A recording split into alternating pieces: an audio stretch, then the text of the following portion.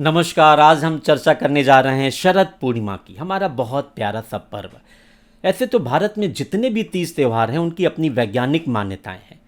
शरद पूर्णिमा के वैज्ञानिक महत्व और उसके आध्यात्मिक महत्व को लेकर के हमारे तो शास्त्र भरे पड़े हैं। श्रीमद् भागवत का जो दशम स्कंद है उसमें भगवान श्री कृष्ण ने जो महारास रचाया है वो तो शरद पूर्णिमा से सीधा संबंध है। इसके आध्यात्मिक पहलू के साथ साथ हम शरद पूर्णिमा के माध्यम से ये भी जानने की कोशिश करेंगे क्या जो सेलेस्टियल बॉडीज़ हैं वो हमारे प्लैनेट को तो इफेक्ट डालती हैं, क्या प्लैनेट पर रहने वाले इंसान सहित दूसरे जीवों को भी प्रभावित करती हैं। इससे भी बहुत वैज्ञानिक शोध हुए। हमारे रिसर्चर प्रोफेसर एस.एम. रसील साहब ने तमाम तरह का लिटरेचर इस बारे में लिखा है। उन्होंने चाइनीज़ लिटरेचर का उदाहरण लेके जिन्होंने सबसे पहले सेलेस्टियल बॉडीज़ और उनके इम्पैक्ट के बारे में बात कही थी। उन्होंने ल्यूनर एक्लिप्स, सोलर एक्लिप्स की बात कही थी। हमारे ग्रीक फिलोसफर्स, हमारे भारत के फिलोसफर, इन सब ग्रीक फिलोसफर्स में जो उनके गणितज्ञ भी रहे, उन सब से लेकर के हमारे भारत के आर्यभट्ट, वराहमिहिर, ब्रह्मगुप्त तक की चर्चा, इन सब लोगों ने इस इम्पैक्ट को समझाने की कोशिश की। हमारे वेदों में भी ऐसा वर्णन है। श्रीमद् भागवत में भी हमारे तमाम सेलेस्टियल बॉडीज़ का और ह्यूमन के रिलेशंस का एक बहुत बहुत बढ़िया वैज्ञानिक अध्ययन उसमें भी आया, आध्यात्मिक अध्ययन के साथ साथ। शरद पूर्णिमा पे तो हम लोग यही जानते हैं कि भाई इस दिन जो है चंद्रमा से अमृत बरसता है। क्या इन सेलेस्टियल बॉडीज से कुछ अमृत जैसी स्थिति होती भी है? क्या इसका कोई वैज्ञानिक प्रमाण हुआ है या आध्यात्मिक प्रमाण ही पहले हम जानने की कोशिश करते हैं। कहा जाता है कि क्या ये तो वैज्ञानिक प्रमाण है कि धरती अपनी एक्सिस पर भी घूमती है और सूर्य के चारों ओर चक्कर लगाती है। चंद्रमा जो है वो पृथ्वी के चारों ओर चक्कर लगाता है और इसी सेलेस्टियल बॉडीज़ के भ्रमण और परिभ्रमण काल में जब तीनों एक रेखा में आते हैं तो पूर्णमासी और अमावस्या की स्थिति पैदा होती है। और जब कभी 180 डिग्री का एंगल बन जाता है तो कभी इसमें ल्यूनर एक्लिप्स होता है, कभी सोलर एक्लिप्स होता है। और चंद्रमा जब कभी अपने इस भ्रमण और परिभ्रमण काल के दौरान जब पृथ्वी के सबसे नज़दीक होता है तो हमारे यहाँ जो धरती पर जो हमारा वाटर फोर्सेज है, 71% धरती पर पानी है, तो वो अपने ग्रेविटेशनल फोर्स के कारण उसको पुल करता है, अपनी तरफ खींचता है, जिसके कारण समुद्र में ज्वार भाटे की स्थिति आती है। ऐसे ही मनुष्य के शरीर के अंदर 85% वाटर है। हमारे शास्त्रों ने भी कहा और विज्ञान में भी रिसर्च चल रही है, क्या किसी तरह ये सेलेस्टियल बॉडी जो विशेषकर चंद्रमा क्या ह्यूमन बिहेवियर को भी इम्पैक्ट डालता है? और अगर डालता है तो साइंटिफिक रिसर्च के साथ साथ क्या हम इस पे और शोध नहीं कर सकते हैं कि हमारे बिहेवियर के कारण जो आज विसंगतियां पैदा हो गई हैं समाज में, चाहे वो हमारे बीमारियों के क्षेत्र में हो, हमारे व्यवहार के क्षेत्र में हो, इस पे क्यों ना हम कुछ वर्क करें। आज की इस पोस्ट के माध्यम से, आज के इस वीडियो के माध्यम से हमने इस तथ्य को जानने की कोशिश की है। जहाँ तक इसका आध्यात्मिक पहलू है शरद पूर्णिमा का, हम लोग सब जानते हैं कि चंद्रमा जो है वो मन को प्रभावित करता है, मन का देवता है। मन जीता तो समझो जग जीता। भगवान कृष्ण में भी जब भगवान कृष्ण यहाँ पर लीला कर रहे थे, तकरीबन 5120 वर्ष पूर्व की घटना है। भगवान कृष्ण की उम्र उस समय 8 वर्ष रही होगी जब उन्होंने महारास रचाया। तो इसीलिए इस महारास को हम आज के उस दृष्टि से नहीं समझते जो स्त्री और पुरुष का मिलन और संपर्क बनता है। वो महारास जो भगवान ने रचाया, उसके लिए आपको श्रीमद् भागवत प्रमाणिक ग्रंथ है। भगवान कृष्ण परम योगीश्वर थे, इस चीज पर भरोसा करना होगा, तब आप उसके उस अध्यात्म के पहलू को समझ पाएंगे कि भगवान श्री कृष्ण ने महारास रचाया, वेणु उन्होंने बजाई, सारी गोपियां उनके पास चली आई, जो उन्होंने नृत्य किया, जो श्रीमद् भागवत के जो रास पंचाध्यायी के उन 5 अध्यायों में जो वर्णन है, जो युगल गीत, गोपी गीत का जो वर्णन है, भगवान गोपियों की जो परीक्षा लेते हैं, उसके आध्यात्मिक पहलू पर हम कभी दोबारा चर्चा करेंगे दूसरे वीडियो में। पर भगवान और भक्त का जो मिलन है, जो परमानंद है, उसकी अनुभूति उस समय गोपियों ने नहीं की। उस कालखंड में भगवान की महारास की लीला के बाद युगों युगों आगे तक हम लोग आज 5120 वर्ष बाद हम लोग उस परम आनंद की अनुभूति करते हैं जो भगवान ने उस समय गोपियों को कराई, अपने भक्तों को कराई, भगवान को कराई। जब भगवान ने महारास की लीला की शरद पूर्णिमा के दिन, यानी शरद पूर्णिमा जिसने भगवान के मन में भी ऐसा भाव पैदा किया कि उन्होंने वेणु जो बजाई उसने सारा सृष्टि पूरा सब कुछ नृत्यमय हो गया। भगवान शिव कैलाश मानसरोवर पे समाधिस्थ थे, उनकी भी समाधि टूटी वेणु सुन करके और वो भी भागते हुए चले आए। वो गोपी बनकर के उस महारास में शामिल होते हैं और भगवान जब उनको पहचानते हैं उनके साथ नृत्य करते हैं, उनको गोपेश्वर का नाम देते हैं। राधा ये देख के थोड़ा सा गुस्से में भी आती है, ऐसा प्रसंग है। खैर उस आध्यात्मिक प्रसंग पे हम ना जान के कि शरद पूर्णिमा की महत्ता श्रीमद् भागवत में वर्णित है और भगवान ने वास्तव में जो संदेश दिया है महाराज के माध्यम से पवित्र प्रेम का संदेश दिया है। तो चंद्रमा की आध्यात्मिकता की चंद्रमा मनुष्य को प्रभावित कर रहा था। चंद्रमा हमारी बॉडी में 85% वाटर है, तो ऐसा तो नहीं कि जब पूर्णमासी की स्थिति आती है या अष्टमी के बाद से लेकर के 14 होते हुए पूर्णमासी पहुंचने तक क्या कुछ ऐसा इफेक्ट आता है कि व्यक्ति का ह्यूमन बिहेवियर कुछ चेंज होता है। इस पे बहुत शोधें हुई हैं, साइंटिफिक रिसर्च हुई है, तमाम रिसर्च हुई है। उन रिसर्च के तमाम जर्नल्स में इसमें लेटर प्रकाशन भी हुआ है। उससे प्रकाशन ये हुआ है कि दो बॉडीज यानी सन और चंद्रमा ह्यूमन बिहेवियर को इंपैक्ट डालते हैं। हालांकि साइंस ने इसको पूरी तरह से खारिज भी नहीं किया, पर पूरी तरह से एक्सेप्ट नहीं किया, उनका अपनी वैज्ञानिक अवधारणा रहती है। पर मनुष्य में तमाम ऐसी स्टडीज की गई, प्रिजनर्स में की गई, बीमारों में की गई, हाइपरटेंशन के लोगों में की गई कि आखिर उनमें इस तरह का डिस्टर्बेंसेस किस फेज में आता है। एक ल्यूनर मोशंस की स्टडी की गई कि जब हमारे यहाँ हाई टाइड्स आते हैं, जब चंद्रमा नज़दीक होता है तो देखिए आप ज्वार भाटे की पोजीशन हमारे समुद्रों में पैदा होती है।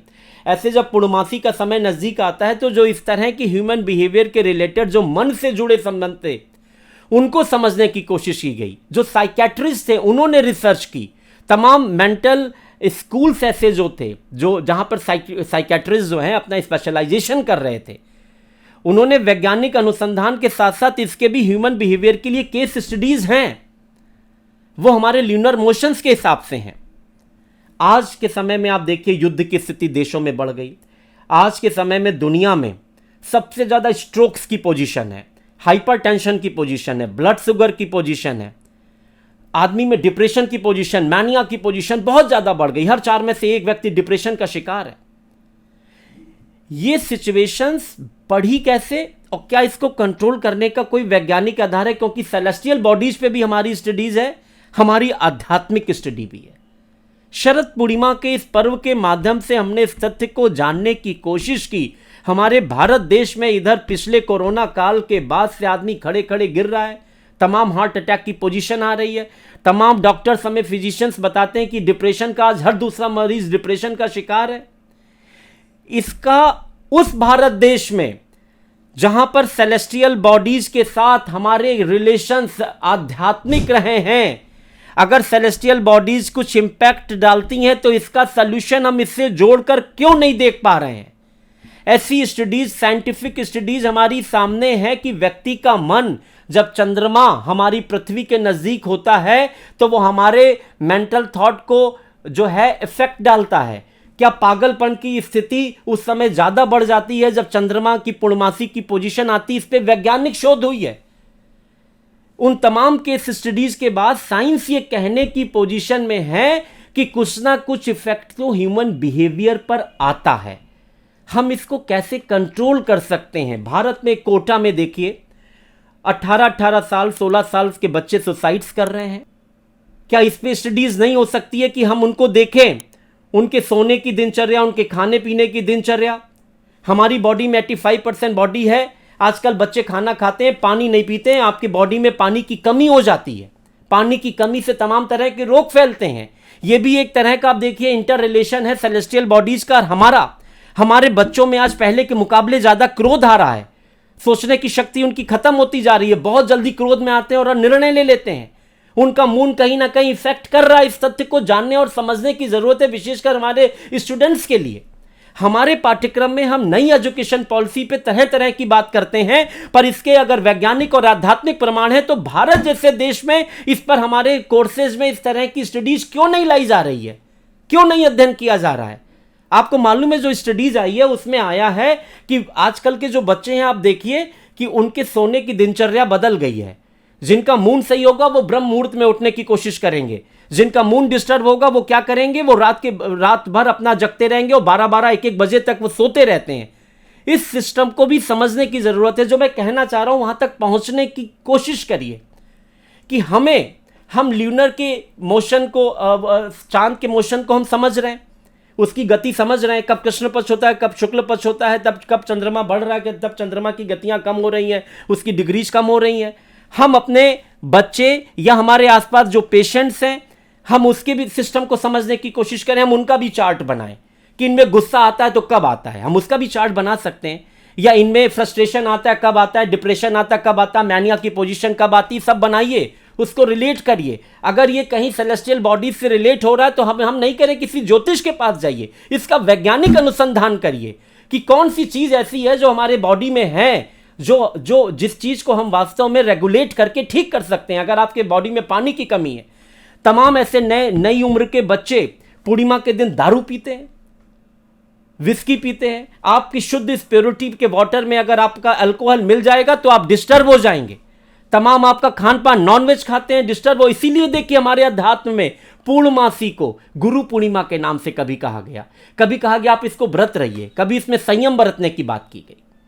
तो जिस महारास को हम लोगों ने भगवान श्री कृष्ण के महारास को समझ के जो प्रेम की अभिव्यक्ति वहां पर हुई थी भक्त और भगवान के मिलन से, पुनः उसको जोड़ते हुए हम कह रहे हैं कि इस समय जिस तरह से देशों में युद्ध चल रहा है, हम ये नहीं कह रहे हैं कि उस महाराज को समझाने से वो युद्ध की स्थिति वहां पर समाप्त हो जाएगी।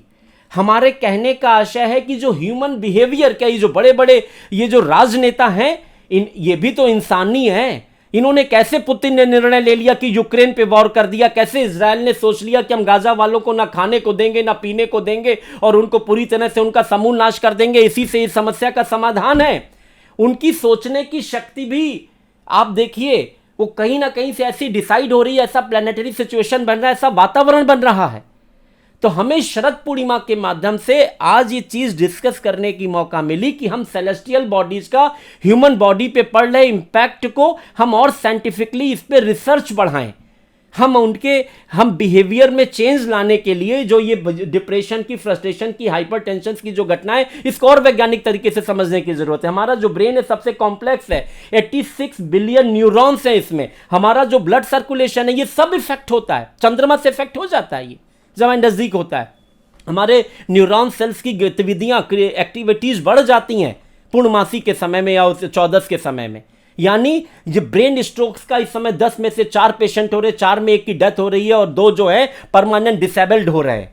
ऐसा आ रहा है कि नहीं? 788 करोड़ में 188 करोड़ लोग इस समय स्ट्रोक से पीड़ित हैं, हाइपरटेंशन से, ब्लड प्रेशर से पीड़ित हैं। इन तमाम चीजों पे देखिए इस समय मैं बताऊं, अगर आप किसी अदालत में चले जाइए, छोटी अदालत से लेकर के बड़ी अदालत तक, मैट्रिमोनियल केसेस में कितनी भीड़ है। पति पत्नी में शादी होती, दूसरे दिन से अलगाव शुरू हो जाता है, डिप्रेशन की पोजीशन है, वन अपमैनशन की पोजीशन है। कहां से ये इतना उद्वेग आ रहा है? कहां तो भगवान ने, भक्त और भगवान का मिलन हुआ था, कहां तो गोपी और कृष्ण का मिलन हुआ था, प्रेम की परिभाषा थी। पर अब लव नहीं, अब लस्ट है। लस्ट और लव के भी अंतर को समझने की जरूरत है। इसी शरद पूर्णिमा के माध्यम से हम अपनी बात को रखना चाह रहे। कितने बाबा लोग, उन्होंने इस रास लीला की आड़ में उन्होंने किस तरह का रास रचाया हम सब जानते हैं।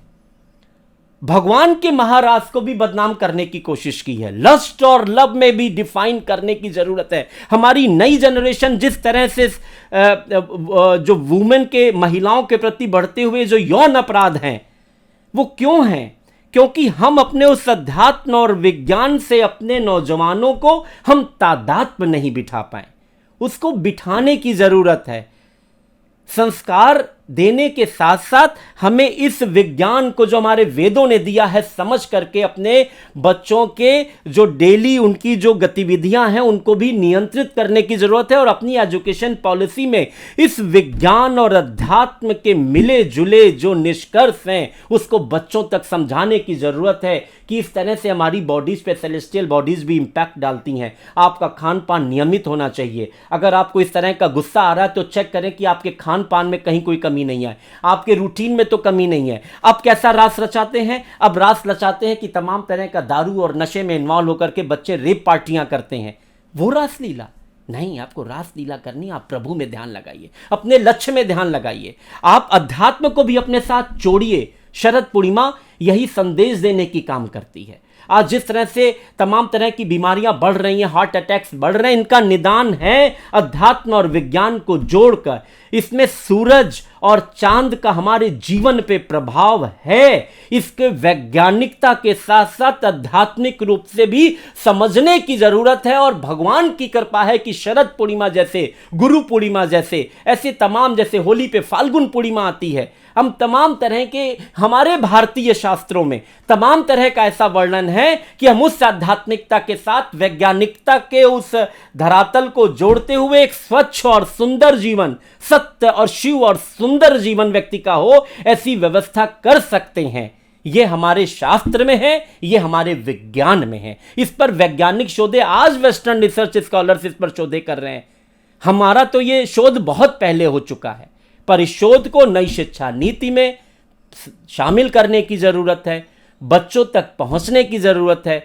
जो बच्चे कम उम्र में बहुत जल्दी अपने आप में हिंसा का शिकार स्वयं को कर रहे हैं, सुसाइडल अटैक्स कर रहे हैं, उनके परिजनों को इस तथ्य को समझने की जरूरत है। बच्चों को खुद अपने अंदर, इतने इंटेलिजेंट आप हैं, आप इस चीज को समझिए और अपने अंदर कुछ संशोधन दिनचर्या में करिए। भगवान कृष्ण आपको आशीर्वाद देंगे, उनकी कृपा आप पर होगी, आप अपने लक्ष्य को प्राप्त करेंगे। और हमारा देश जो विश्व गुरु होने की बात करता है, वो अपने अध्यात्म जो शास्त्र में लिखा है उसको विज्ञान से जोड़कर पूरे दुनिया का नेतृत्व करने की बात जब करेगा, तभी भारत पुनः विश्व गुरु बनेगा।